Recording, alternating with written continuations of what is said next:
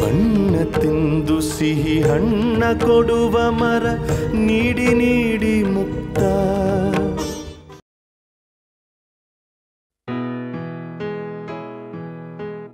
ಅಣ್ಣ, ನಾಳೆ ನಿನಗೆ ಫಿಸಿಯೋಥೆರಪಿ ಇದೆ, ನೆನಪಿದೆ ಅಲ್ಲ? ನೆನಪಿದೆ ನಿವೇದಿತಾ. ನಾಳೆ ಆಫೀಸ್ಗೆ ಅರ್ಧ ದಿನ ಲೀವ್ ಹಾಕಿದ್ದೀನಿ, ಹೋಗ್ತೀನಿ ನಾಳೆ.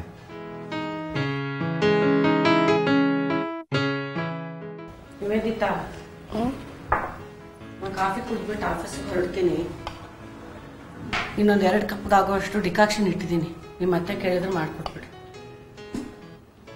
ಹಾಂ, ಇವತ್ತಪ್ಪ ತಿಂಗಳ ದಿನಸಿ ಎಲ್ಲ ತರ್ತಾ ಇದ್ದಾರೆ, ಅದನ್ನೆಲ್ಲ ಡಬ್ಬಕ್ಕೆ ಹಾಕಿಟ್ಬಿಡ. ನಾ ಆಫೀಸಿಂದ ಬರೋದು ಲೇಟ್ ಆಗುತ್ತೆ.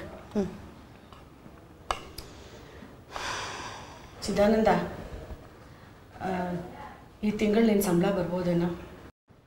ಗೊತ್ತಿಲ್ಲ ಅಮ್ಮ, ನನ್ನ ಕೆಲಸ ಒಂದರಿಂದ ಒಂದು ಚೇಂಜ್ ಆಗಿದೆ ಅಲ್ವಾ. ನನ್ನ ಫೈಲ್ ಇನ್ನೂ ಸ್ಟೇಟ್ ಅಕೌಂಟ್ಸ್ ಡಿಪಾರ್ಟ್ಮೆಂಟ್ನಲ್ಲಿದೆ, ಇನ್ನೂ ಸಂಬಳ ರೆಗ್ಯುಲರೈಸ್ ಆಗಿಲ್ಲ. ಈ ತಿಂಗಳು ಮಾಡಿಕೊಡ್ತೀವಿ ಅಂತ ಹೇಳಿದ್ದಾರೆ, ನೋಡ್ಬೇಕಮ್ಮ. ಹೌದಾ? ನಿವೇದಿತಾ, ನಿನ್ನ ಅಕೌಂಟಲ್ಲಿ ಎಷ್ಟಿದೆಯಾ? ಅಮ್ಮ, ಅಪ್ಪಂಗಿನ್ನೂ ಸಂಬಳ ಬಂದಿರಲಿಲ್ಲಲ್ಲ. ಅಪ್ಪ ದುಡ್ಡು ಕೇಳಿದ್ರು, ಬೆಳಗ್ಗೆ ತಾನೇ ಡ್ರಾ ಮಾಡಿಕೊಟ್ಟೆ. ಈಗ ಅಕೌಂಟಲ್ಲಿ ಒಂದು 3-4 ಸಾವಿರ ರೂಪಾಯಿ ಇರಬೇಕು. ಅಷ್ಟೇನಾ? ಯಾಕಮ್ಮ? ನೆನ್ನೆ ಸಂಜೆ ಈ ಮನೆ ಓನರ್ ಸಿಕ್ಕಿದ್ರು ಕಣೆ. 1ನೇ ತಾರೀಕು ಮನೆ ಬಾಡಿಗೆ ಕೊಡೋಕ್ಕಾಗತ್ತಾ ಅಂತ ಕೇಳಿದರು. ಚಿದಾನಂದನ ಸಂಬಳ ಬರುತ್ತೆ ಅನ್ನೋ ಧೈರ್ಯದ ಮೇಲೆ ನಾಳೆ ಸಂಜೆ ಬಂದು ತೊಗೊಂಡು ಹೋಗಿ ಅಂತ ಹೇಳಿದೆ. ಅಲ್ಲಮ್ಮ, ನಿಂದು ಅಪ್ಪನ ಸಂಬಳ ಬರೋದೇ 5ನೇ ತಾರೀಕು ಮೇಲೆ. ನಾನು 2 ತಿಂಗಳಿಂದ ಕೆಲಸಕ್ಕೆ ಹೋಗ್ತಾ ಇಲ್ಲ, ಸಂಬಳ ಬರೋದಿಲ್ಲ. ಅಣ್ಣನ ಸಂಬಳ ಬರೋದು ಡೌಟು ಅಂತ ನಿನಗೆ ಗೊತ್ತಿತ್ತು ತಾನೇ? ಯಾಕಮ್ಮ, ಯಾಕೆ ಹಾಗೆ ಹೇಳೋಕ್ಕೋದೆ? ಅಯ್ಯೋ, ಹಾಗೆ ಮಾಡದೆ ಹೋಗಿದ್ರೆ ನಡುಬೀದಿಯಲ್ಲಿ ಅವ್ರ ಹತ್ರ ಬೈಸ್ಕೋಬೇಕಾಗಿತ್ತೆ. ನಿನ್ನ ಸಂಬಳ ಬರ್ತಾ ಇತ್ತು, ಅವಾಗ ಚಿದಾನಂದ ಸಂಬಳ ಬರದೆ ಹೋಗಿದ್ರು ಮನೆ ಖರ್ಚನ್ನ ಸರಾಗವಾಗಿ ತೂಗಿಸ್ಕೊಂಡು ಹೋಗ್ತಾ ಇದ್ವಿ. ಈಗ ನಿನ್ನ ಸಂಬಳ ಬರ್ತಾ ಇಲ್ಲ, ಮನೆ ಖರ್ಚು ಮಾತ್ರ ಜಾಸ್ತಿ ಆಗ್ತಾ ಇದೆ. 2 ತಿಂಗಳಿಂದ ನನ್ನ ಸಂಬಳ, ನಿಮ್ಮಪ್ಪನ ಸಂಬಳ 2 ಸೇರಿಸಿ ಹೇಗೋ ಕಷ್ಟಪಟ್ಟು ಸಂಸಾರದ ಖರ್ಚು ತೂಗಿಸ್ಕೊಂಡು ಹೋಗ್ತಾ ಇದ್ದೀವಿ.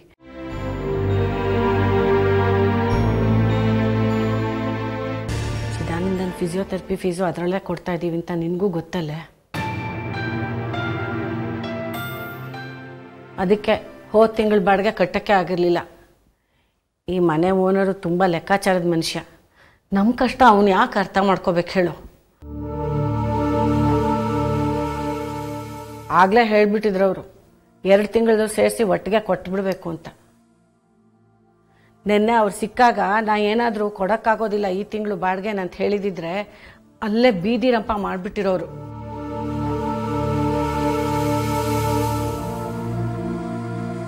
ನೀ ಹೇಳೋದು ಸರಿಮ್ಮ, ಆದರೆ ಈಗ ಅವ್ರು ಬಂದಾಗ ಕೊಡೋಕ್ಕೆ ನಮ್ಮ ಹತ್ರ ದುಡ್ಡಿಲ್ವಲ್ಲ. ಅವ್ರು ಬಂದ ಮೇಲೆ ನಮ್ಮ ಹತ್ರ ದುಡ್ಡಿಲ್ಲ ಅಂತ ಹೇಳಿದ್ರೆ ಆಗ್ಲೂ ಅವ್ರು ಮಾಡೋದು ಬೀದಿ ರಂಪಾನೆ.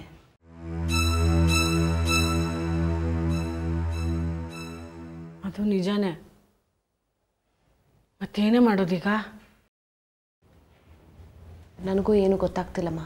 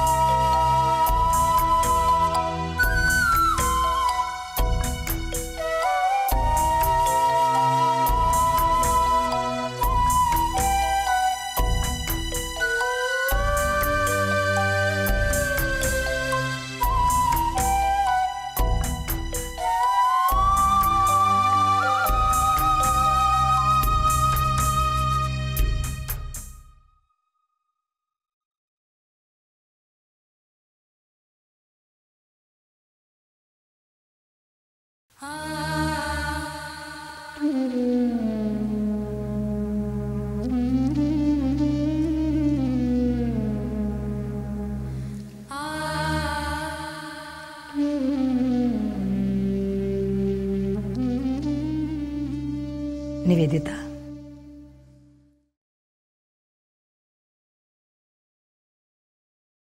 ಏನಾದರೂ ಬೇಕಾಗಿತ್ತಮ್ಮ? ಏನು ಬೇಡಮ್ಮ.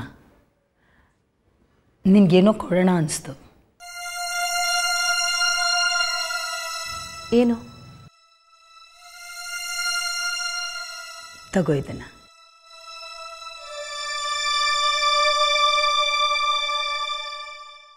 ನಿನ್ನ ಹೆಸರಿಗೆ 50,000 ಚೆಕ್ ಬರೆದಿದ್ದೀನಿ.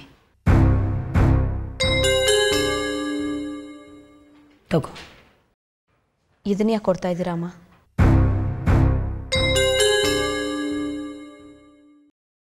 ನೋಡು, ಇದುವರೆಗೂ ನೀವು ಮಾತಾಡ್ತಿದ್ದನ್ನು ಕೇಳಿಸ್ಕೊಂಡೆ.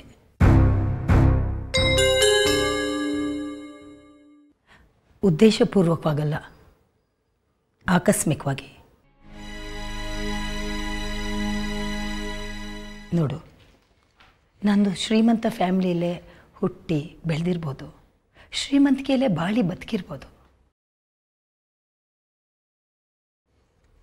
ಆದರೂ ಮಿಡಲ್ ಕ್ಲಾಸ್ ಫ್ಯಾಮ್ಲಿ ಜನರ ಹಣದ ಪರಿಸ್ಥಿತಿ ನಂಗೆ ಚೆನ್ನಾಗಿ ಅರ್ಥ ಆಗುತ್ತೆ.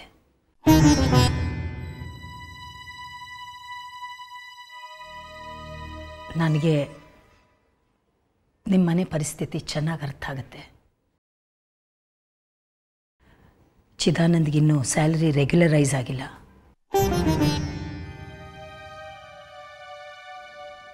ನಿನಗೂ ಕೆಲಸ ಇಲ್ಲ. ಈಗ ಸದ್ಯ ನಿಮ್ಮ ತಂದೆ ತಾಯಿಗೆ ಸಂಬಳದಲ್ಲಿ ಇಡೀ ಮನೆ ನಡೀತಾ ಇದೆ. ಆದಾಯಕ್ಕಿಂತ ಖರ್ಚೇ ಹೆಚ್ಚಾಗಿದೆ.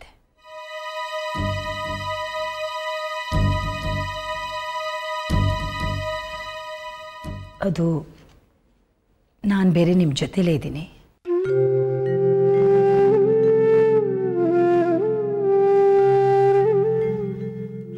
ಅದಕ್ಕೆ ಇದನ್ನು ಕೊಡ್ತಾ ಇದ್ದೀನಿ. ಪ್ಲೀಸ್ ಅಮ್ಮ, ನಿಮ್ಮ ಹತ್ರ ದುಡ್ಡು ತೊಗೊಳೋದಕ್ಕೆ ನನ್ನ ಮನಸ್ಸಿಗೆ ಕಷ್ಟ ಆಗುತ್ತೆ ಅಮ್ಮ.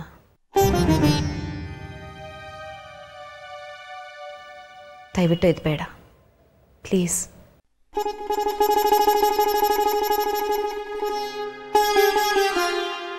ಅಲ್ಲಮ್ಮ, ಅಮ್ಮ ಅಂತ್ಯ. ಅಮ್ಮನ ಹತ್ರ ದುಡ್ಡು ತಗೊಳ್ಳೋದಕ್ಕೆ ಮನ್ಸಿಗೆ ಯಾಕೆ ಕಷ್ಟ ಹೇಳು?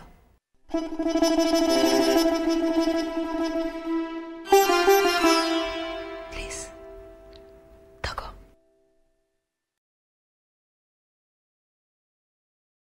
ಅಮ್ಮ ಪ್ಲೀಸ್.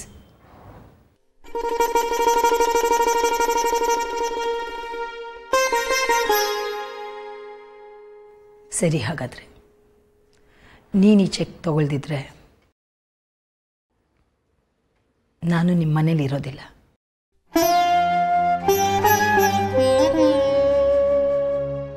ಬೇರೆ ಎಲ್ಲಾದರೂ ಹೋಗ್ತೀನಿ. ಅಮ್ಮ ಪ್ಲೀಸ್.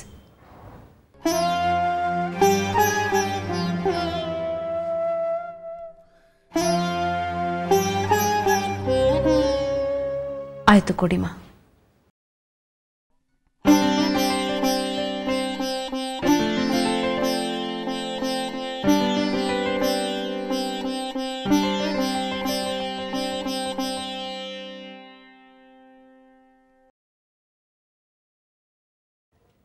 ಈಗ ಸಂತೋಷನಾ ಅಮ್ಮ?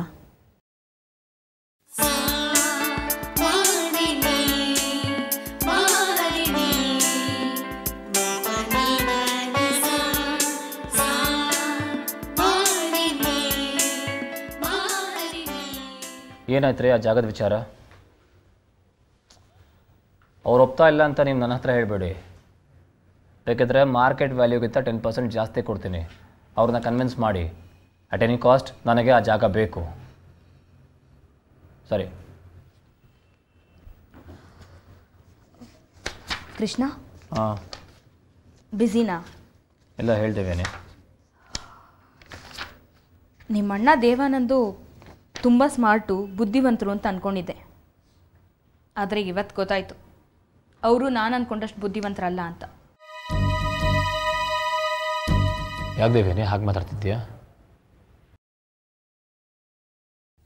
ಬಿಂಗ ಅವರು ದೇವಾನಂದ್ ಅವ್ರನ್ನ ಉಪಮುಖ್ಯಮಂತ್ರಿ ಸ್ಥಾನದಿಂದ ಇಳಿಸಿ ಛಾಬ್ರಿ ಅವ್ರನ್ನ ಅವ್ರ ಜಾಗಕ್ಕೆ ತರಬೇಕು ಅಂತ ಇದ್ದಾರೆ. ಆದರೆ ದೇವಾನಂದ್ ಅವ್ರಿಗಿರೋ ಪಾಪ್ಯುಲಾರಿಟಿಯಿಂದ ಬಿಂಗ ಅವರು ದೇವಾನಂದ್ ಅವ್ರಿಗೆ ಉಪಮುಖ್ಯಮಂತ್ರಿ ಸ್ಥಾನದ ಬದಲು ಒಂದು ಆರ್ಡಿನರಿ ಸಚಿವ ಸ್ಥಾನ ಕೊಡ್ತೀನಿ ಅಂತ ಹೇಳಿದ್ರು. ಆದರೆ ದೇವಾನಂದ್ ಅವರು ಒಂದು ಸಲನೂ ಯೋಚನೆ ಮಾಡದೆ ನನಗೆ ಆ ಸಚಿವ ಸ್ಥಾನ ಬೇಡ ಅಂತ ಹೇಳಿಬಿಟ್ರು. ಅದು ಫೂಲಿಶ್ನೆಸ್ ಅಲ್ವಾ? ಏನು ಇಲ್ಲದೆ ಇರೋದಕ್ಕಿಂತ ಒಂದು ಸಚಿವ ಸ್ಥಾನ ವಾಸಿ ಅಲ್ವಾ? ಏನು ಮಾತಾಡ್ತಾ ಇದೆಯಾ ದೇವ್ಯಾನಿ? ನೀನು ಸರಿಯಾಗಿ ಅರ್ಥ ಮಾಡ್ಕೊಂಡಿಲ್ಲ. ಈಗ ಹಿಂದೆ ನೀನು ಕಾಮನಬಿಲ್ಲು ಚಾನಲ್ಗೆ MD ಆಗಿದ್ದೆ. ನೀನು ಪಾಂಚಜನ್ಯ ಚಾನಲ್ಗೆ ಬಂದಾಗ ಅಮ್ಮನ ಮಾತಿನ ಪ್ರಕಾರ ನೀನು CEO ಆಗಿದ್ದೆ, ನಿವೇದಿತಾ MD ಆಗಿದ್ಲು. ಆಗ ನಿನಗೆ ಹೇಗೆ ಅನ್ನಿಸ್ತು ಹೇಳು? ನಿನಗೆ ಬೇಕಾಗಿರೋ ಪೋಸ್ಟ್ ಸಿಗಲಿಲ್ಲ ಅಂತ ನೀನು ಬೇಸರ ಮಾಡ್ಕೊಂಡಿರಲಿಲ್ವಾ? ಅದನ್ನು ನೀನು ನನ್ನ ಹತ್ರ ಎಷ್ಟೋ ಸಲ ಹೇಳ್ಕೊಂಡಿದ್ದೀಯ. ನಿನಗೆ ಹೇಗೆ ಅನ್ನಿಸ್ತೋ ದೇವಗೂ ಹಾಗೆ ಅನಿಸಿದೆ. ದೇವಗೆ ಆರ್ಡಿನರಿ ಸಚಿವ ಸ್ಥಾನ ಕೊಟ್ಟರೆ ಅವನಿಗೆ ಬೇಜಾರಾಗಲ್ವಾ? ಪಾಪ ದೇವು ಜನಪರ ಕೆಲಸಗಳನ್ನ ಎಷ್ಟೋ ಮಾಡಿದ್ದಾನೆ. ಅವನಿಗೂ ಈಗ ಸಾಕಷ್ಟು ಪಾಪ್ಯುಲಾರಿಟಿ ಇದೆ. ಆದರೂ ಬಿಂಗ ಅವರು ಅವನನ್ನು ಉಪಮುಖ್ಯಮಂತ್ರಿ ಸ್ಥಾನದಿಂದ ಕಿತ್ತು ಹಾಕಿದ್ದಾರೆ ಅಂದರೆ ಅವನಿಗೆ ಬೇಜಾರಾಗಲ್ವಾ? ಕೃಷ್ಣ, ನಾನೊಬ್ಳು ಮೀಡಿಯಾದವಳು, ನೀವು MP ಆಗಿದ್ದೀರಾ. ಎಷ್ಟೋ ವರ್ಷದಿಂದ ಈ ಪೊಲಿಟಿಕಲ್ ಫೀಲ್ಡಲ್ಲಿ ಇದ್ದೀರಾ. ಆದರೆ ನೀವು ಮಾತಾಡ್ತಿರೋದು ಕೇಳ್ತಿದ್ರೆ ನನಗೀಗ ಅನ್ನಿಸ್ತಿದೆ, ಮೀಡಿಯಾದವಳಾಗಿದ್ದು ಈ ಪೊಲಿಟಿಕಲ್ ಫೀಲ್ಡ್ ಬಗ್ಗೆ ನಾನೇ ನಿಮಗಿಂತ ಜಾಸ್ತಿ ತಿಳ್ಕೊಂಡಿದ್ದೀನೇನೋ ಅಂತ. ಯಾಕೆ ದೇವ್ಯಾನಿ? ನಾನು ಮಾತಾಡಿದ್ರಲ್ಲಿ ತಪ್ಪೇನಿದೆ? ಯಾಕೆ ಹಾಗೆ ಹಂಗಿಸ್ತಿದ್ಯಾ? ಇಲ್ಲ ಕೃಷ್ಣ, ನಾನು ನಿಮ್ಮನ್ನು ಹಂಗಿಸ್ತಾ ಇಲ್ಲ, ನೀವು ಇನ್ನಸೆಂಟ್ ಅಂತ ಹೇಳ್ತಾ ಇದ್ದೀನಿ. ಬಿಂಗ ಎಂಥ ರಾಜಕಾರಣಿ ಅಂತ ನಿಮಗೆ ಗೊತ್ತಲ್ಲ. ಅವರು ಶಿವಕೃಷ್ಣ ದೇಸಾಯಿ ಥರ ಆಗಲಿ, ಆನಂದ್ ರಾಜ್ ನಂದೀಪುರ್ ಥರ ಆಗಲಿ ಸೀದಾ ಅಲ್ಲ. ಎಲ್ಲದರಲ್ಲೂ ತಮ್ಮ ಲಾಭ ನೋಡೋರು. ಅವ್ರು ಏನೇ ಆಗಿದ್ರೂ ಮೊದಲು ಒಬ್ಬ ಬಿಸ್ನೆಸ್ ಮ್ಯಾನ್, ಆಮೇಲೆ ಪೊಲಿಟಿಷಿಯನು. ಈಗ ಅವ್ರಿಗೆ ಛಾಬ್ರಿ ಅಂತ ಇನ್ಫ್ಲೂಯೆನ್ಷಿಯಲ್ಲು ದುಡ್ಡಿರೋರು ಸಿಕ್ಕಿದ್ದಾರೆ. ಅವ್ರನ್ನ ಉಪಮುಖ್ಯಮಂತ್ರಿ ಮಾಡಿದ್ರೆ ಬರೋ ಎಲೆಕ್ಷನ್ಸಲ್ಲಿ ಎಲ್ಲ ರೀತಿಲೂ ಒಳ್ಳೆಯದು ಅಂತ ಅವ್ರಿಗನ್ಸಿದೆ. ಜೊತೆಗೆ ಛಾಬ್ರಿ ಅವರು ದುಡ್ಡಿನ ವಿಚಾರದಲ್ಲೂ ಅವ್ರ ಜೊತೆಗಿರ್ತಾರೆ. ಈಗಾಗಲೇ ಛಾಬ್ರಿ ಅವರು ಶಿವಕೃಷ್ಣ ದೇಸಾಯಿ ಅವ್ರ ಪಾರ್ಟಿಯಿಂದ ಒಂದಷ್ಟು ಜನ MLAಗಳನ್ನ ಕೊಂಡ್ಕೊಂಡು ಜನಹಿತ ಪಾರ್ಟಿಗೆ ಸೇರಿಸಿದ್ದಾರೆ. ಹೀಗೆ ರೂಮರ್ಸ್ ಇದೆ. ಆದರೆ ದೇವಗಿರೋ ಪಾಪ್ಯುಲಾರಿಟಿ ಅವ್ರಿಗಿದೆಯಾ? ದೇವಾನಂದ್ಗೆ ಛಾಬ್ರಿ ಅವ್ರ ಹತ್ರ ಇರೋಷ್ಟು ದುಡ್ಡಿದೆಯಾ? ಇಲ್ಲ ತಾನೇ. ಛಾಬ್ರಿ ಅವ್ರಿಗೆ ಇವಾಗ ಪಾಪ್ಯುಲಾರಿಟಿ ಇಲ್ಲದೆ ಇರ್ಬೋದು, ಆದರೆ ಮುಂದೆ ಬರಲ್ಲ ಅಂತ ಹೇಳೋಕ್ಕಾಗಲ್ಲ, ಬರ್ಬೋದು.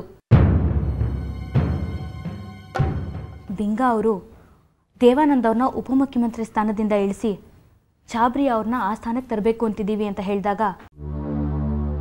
ಇನ್ನು ಮುಂದೆ ದೇವಾನಂದ್ ಅವ್ರಿಗೆ ಪಾಲಿಟಿಕ್ಸಲ್ಲಿ ಭವಿಷ್ಯ ಇಲ್ಲ ಅಂತ ಅಂದ್ಕೊಂಡಿದ್ದೆ.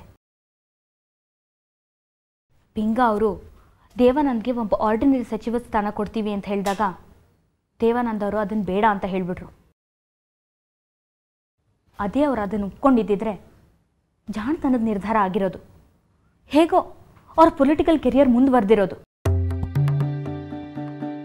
ಇವತ್ತಲ್ಲ ನಾಳೆ ಬಿಂಗ ಅವ್ರನ್ನ ಮೀರಿಸಿ ಬೆಳೆಯೋ ಕೆಪಾಸಿಟಿ ಇದೆ ದೇವಾನಂದ್ ಅವ್ರಿಗೆ. ಆ ಇನ್ಸೆಕ್ಯೂರಿಟಿಯಿಂದಾನೇ ಇರಬೇಕು ಇವ್ರನ್ನ ಉಪಮುಖ್ಯಮಂತ್ರಿ ಸ್ಥಾನದಿಂದ ಇಳಿಸಿ ಆ ಸ್ಥಾನನ ಛಾಬ್ರಿ ಅವ್ರಿಗೆ ಕೊಡಬೇಕು ಅಂತ ಇರೋದು. ಆದರೆ ನಮ್ಮ ಫ್ಯಾಮಿಲಿಗೆ ಕಮ್ಯುನಿಟಿ ವೋಟ್ಸ್ ಬರುತ್ತೆ. ಆ ಕಾರಣದಿಂದಾನೇ ದೇವಾನಂದ್ ಅವ್ರನ್ನ ಪೂರ್ತಿ ಬಿಟ್ಕೊಡೋಕ್ಕಾಗದೆ ಬಿಂಗ ಅವರು ಆರ್ಡಿನರಿ ಸಚಿವ ಸ್ಥಾನನ ಆಫರ್ ಮಾಡಿದ್ದು. ನೀನು ಹೇಳ್ತಿರೋದು ಸರಿಯಾಗಿದೆ ದೇವ್ಯಾನಿ. ಹಾಗಾದರೆ ನಾನು ದೇವನ ಕನ್ವಿನ್ಸ್ ಮಾಡಲ ಸಚಿವ ಸ್ಥಾನ ಒಪ್ಕೊಳ್ಳೋದಕ್ಕೆ? Don't be a fool Krishna. ಜೀವನ ಪೂರ್ತಿ ನೀವು MP ಆಗಿ ಇದ್ಬಿಡ್ತೀರಾ? ಜೀವನ ಪೂರ್ತಿ ಆಗಿರಲಿ, ಬರೋ ಎಲೆಕ್ಷನ್ಸ್ ತನಕ ನೀವು MP ಆಗಿದ್ರೆ ಹೆಚ್ಚು. ಹಾಗಿದೆ ನಿಮ್ಮ ರಾಜಕೀಯದ ಭವಿಷ್ಯ. ಅವಕಾಶ ಬಾಗಿಲಿಗೆ ಬಂದಿದೆ, ಆದರೆ ನೀವು ಕಣ್ಮುಚ್ಕೋತಾ ಇದ್ದೀರಾ. ನಂಗೆ ಅರ್ಥ ಆಗ್ತಾ ಇಲ್ಲ. ನೀವು ದೇವಾನಂದನ ಒಪ್ಸಿದ್ರೆ ನಿಮಗೀಗ ಬಂದಿರೋ ಅವಕಾಶನ ಹಾಳು ಮಾಡ್ಕೊಂಡಾಗಲ್ವಾ? ಯಾವ ಅವಕಾಶದ ಬಗ್ಗೆ ಮಾತಾಡ್ತಿದ್ದೀಯಾ? ಕೃಷ್ಣ, ನಾನಾಗಲೇ ಹೇಳ್ದಾಗೆ ಬಿಂಗ ಅವರು ಈ ಆಫರ್ ಕೊಟ್ಟಿರೋದೇ ನಮ್ಮ ಫ್ಯಾಮಿಲಿಗೋಸ್ಕರ. ನಮ್ಮ ಫ್ಯಾಮಿಲಿ ಮೆಂಬರ್ಸು ಯಾರೇ ಈ ಪಾರ್ಟಿಲಿದ್ದರೂ ನಮ್ಮ ಕಮ್ಯುನಿಟಿ ವೋಟ್ಸ್ ಬರೋದು ಗ್ಯಾರಂಟಿ. ದೇವಾನಂದ್ ಅವರು ಸಚಿವರಾಗದಿದ್ರೆ ಏನಂತೆ, ನೀವೇ ಸಚಿವರಾಗ್ಬೋದಲ್ವಾ?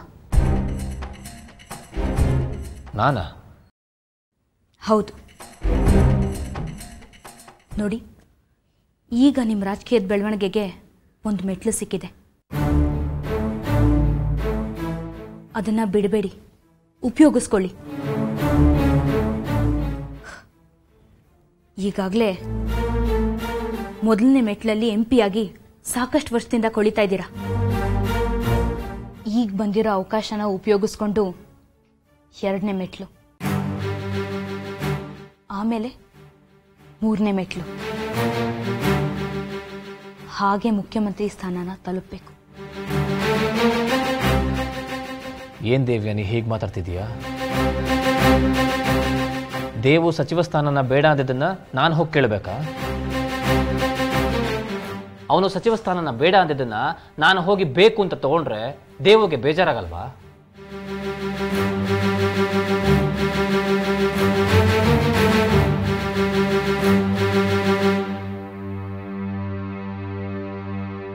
ಯಾಕೆ ಕೃಷ್ಣ ಇದನ್ನ ಇಷ್ಟೊಂದು ಎಮೋಷನಲ್ ಆಗಿ ತಗೊಳ್ತಾ ಇದ್ದೀರಾ? ರಾಜಕೀಯನೇ ಬೇರೆ, ಪರ್ಸನಲ್ ಲೈಫೇ ಬೇರೆ. ಇಷ್ಟಕ್ಕೂ ನಿಮ್ಮಣ್ಣ ದೇವಾನಂದು ಯಾಕೆ ಬೇಜಾರು ಮಾಡ್ಕೋಬೇಕು? ನೀವೇನು ಅವ್ರ ಸ್ಥಾನನ ಕಿತ್ಕೋತಾ ಇಲ್ವಲ್ಲ? ನೋಡಿ ಕೃಷ್ಣ, ನಿಮ್ಮ ಅಣ್ಣನಿಗೆ ಬೇಜಾರಾಗತ್ತೆ ಅಂತ ನೀವು ಯೋಚನೆ ಮಾಡ್ತಾ ಇದ್ದೀರಲ್ಲ, ಈ ಹಿಂದೆ ನಿಮ್ಮ ತಾಯಿ ಹೇಳಿದ್ರು ಅನ್ನೋ ಕಾರಣಕ್ಕೆ ನಿಮಗೆ ಸಿಗ್ಬೇಕಾಗಿದ್ದ ಉಪಮುಖ್ಯಮಂತ್ರಿ ಸ್ಥಾನನ ಕಿತ್ತು ನಿಮ್ಮ ಅಣ್ಣನ ಕೊಟ್ಟರು. ಆಗ ಆ ಸ್ಥಾನ ನಿಮ್ಮಿಂದ ಹೋಯ್ತು ಅಂತ ಯಾರಾದರೂ ಬೇಜಾರು ಮಾಡ್ಕೊಂಡ್ರಾ? ಇಲ್ವಲ್ಲ. ಇನ್ಫ್ಯಾಕ್ಟ್ ನಿಮ್ಮಣ್ಣ ಸಂತೋಷವಾಗಿ ಆ ಪದವಿನ ಸ್ವೀಕರಿಸಿದ್ರು. ನೀವೇ ನಿಮ್ಮ ಮನೆಯವ್ರ ಬಗ್ಗೆ ಅಷ್ಟೆಲ್ಲ ಯೋಚನೆ ಮಾಡೋದು. ಅವ್ರು ಯಾರು ನಿಮ್ಮ ಬಗ್ಗೆ ಖಂಡಿತ ಇಷ್ಟೆಲ್ಲ ಯೋಚನೆ ಮಾಡಲ್ಲ ಕೃಷ್ಣ. ಆದರೆ ನೀವು ಪ್ರತಿಯೊಂದಕ್ಕೂ ಅವ್ರ ಸಲಹೆ ಕೇಳಕ್ಕೆ ಹೋಗ್ತೀರಾ. ಪ್ಲೀಸ್ ಕೃಷ್ಣ, ಈ ಥರ ಇರಬೇಡಿ. ನಿಮ್ಮ ಬಗ್ಗೆ ನೀವು ಯೋಚನೆ ಮಾಡೋದನ್ನು ಕಲೀರಿ. ಅಟ್ಲೀಸ್ಟ್ ಈ ನಿರ್ಧಾರನಾರು ನೀವೇ ಸ್ವಂತವಾಗಿ ತಗೊಳ್ಳಿ.